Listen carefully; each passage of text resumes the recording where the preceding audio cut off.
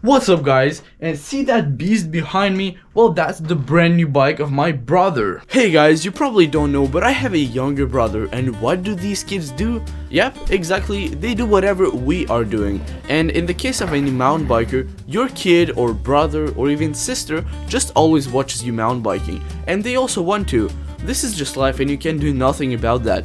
Same thing happened to me. My brother was always watching me. He had his little mountain bike, which was real uncomfortable for him and starting being too small.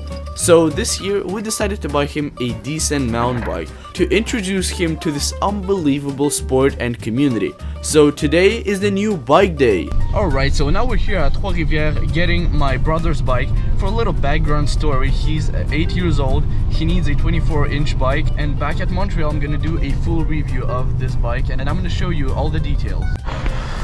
Alright, so here we go back at home and we're gonna discover that beast.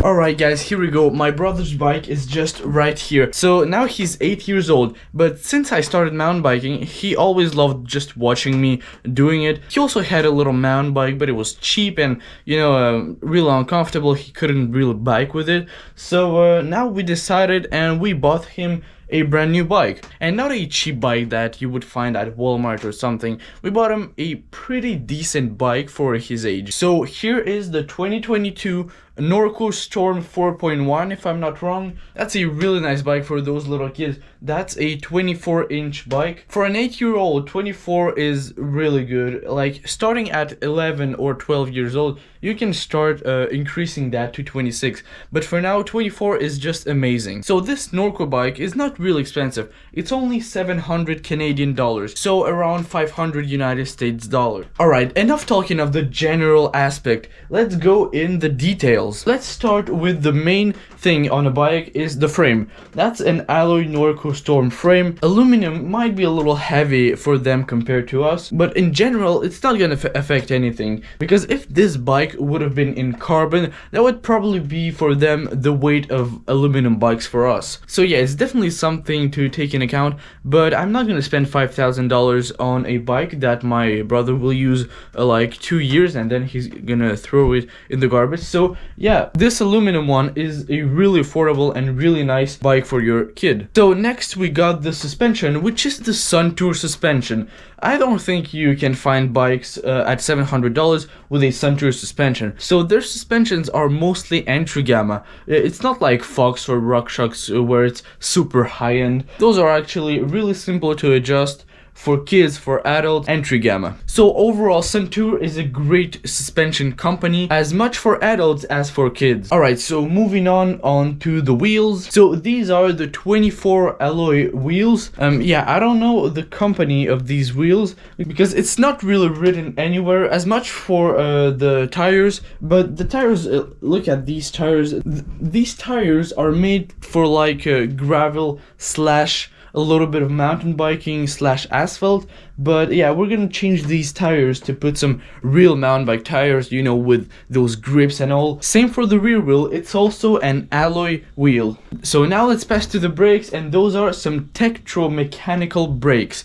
Mechanical disc brakes. Yeah, if you want some hydraulic disc brakes for your kid, you're gonna have to spend like 100 or 200 more bucks on the bikes, because I couldn't find any mountain bike for kids under $900 with the hydraulic disc brakes. But this one is mechanical, and for a beginner mountain biker, it's really not a deal breaker. The most important out of a brake is that it's gonna brake, and that is exactly what it's gonna do. So now let's pass to the derailleur and the shifting. So for the drivetrain and the shifting, it's actually the Shimano Tourney.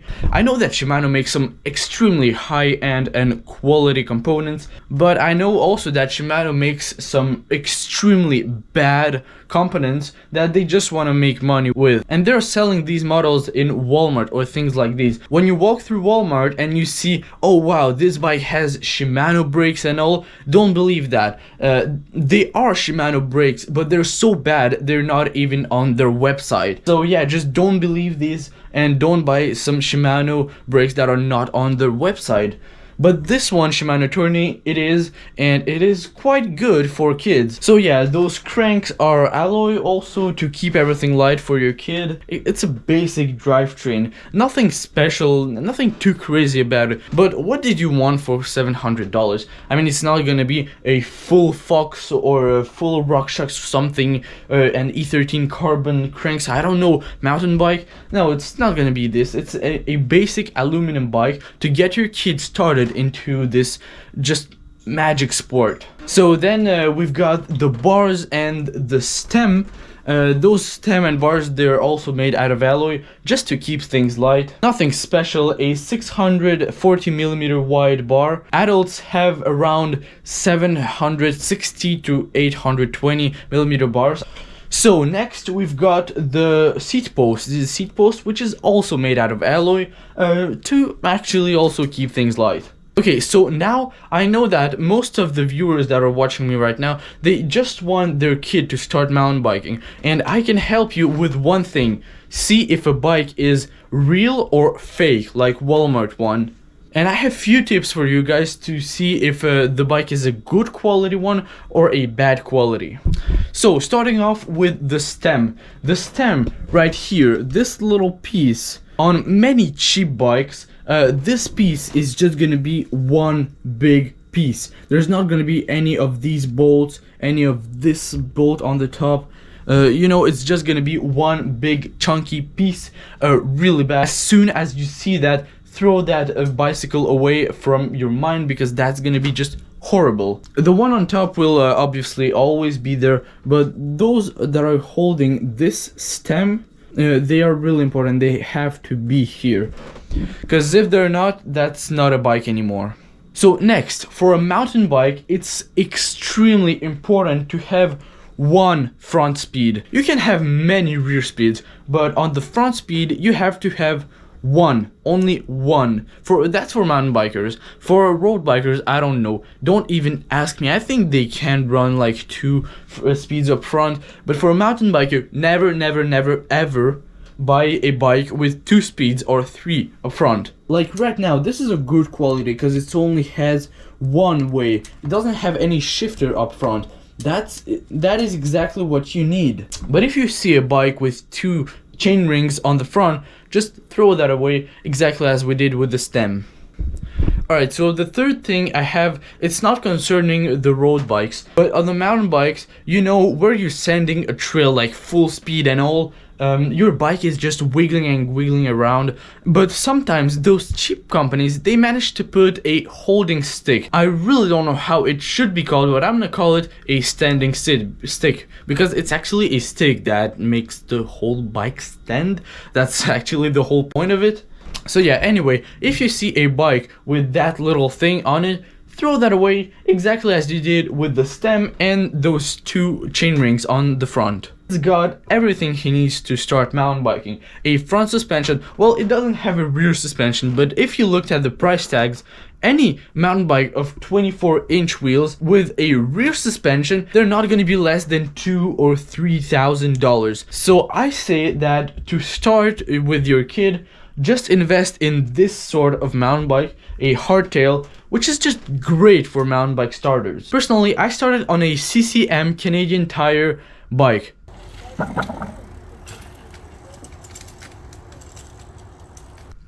Yeah, I just freaking destroyed it after literally 1 month of riding. And when you start mountain biking, you're not doing some crazy things. I was not, and I managed to just destroy it completely, like it's not usable, it's in the garbage now. Just not usable. And I did it in 1 month. So yeah, if you want to keep your product a little bit more than 1 month, like for 2 years, yeah, invest in this one. But keep in mind that for any mountain bike, especially adult mountain bike, you got to service your bike. And for this, I made a whole series called the TDS Repair series, where you can actually service your bikes at home. Isn't that cool? In that series, I'm guiding you through all of your bike and how to service it, how to service every little spec. Of course it will vary from model to model, but the overall knowledge is in this series. So yeah, back to the overall thoughts. My brother just fell in love with this one. He hasn't really rode it because outside it's snowy and all, but he just fell in love with this bike. He really likes it, and yeah, I really guess that a hardtail for an 8-year-old boy is just his dream. But I don't care what you guys say, but seeing my brother or a little kid so excited about a mountain bike, that just makes me feel so happy. Alright guys, and one last little notice. Once you will receive your bike, and that will always happen. If you buy a bike from a bike shop, it will always happen. That's the bad thing about it, but it will always happen. And what I'm talking about is that little plastic chain ring at the end of the cassette. Yeah, so I'm talking about this piece right here.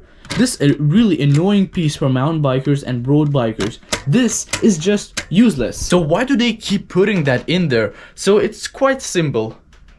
So the thing behind this plastic piece is that they just wanted to prevent the chain when it's on this speed right here on the smallest one to just fall off. So first of all, it's nearly impossible. Second, it's not gonna happen. It's never happening. Well, that's theoretically, it's the same thing I just said in the first step, but whatever. And the third thing is that it's actually gonna damage whether your spokes or your cassette, depending on how it's placed on the bike. You can ask the bike shop to remove that for you. I don't know if they will accept it because of the law, but I don't know. If you go to a bike park, you will not see any mountain biker with this freaking thing. And that's normal because, why? Why? Like, I mean, why?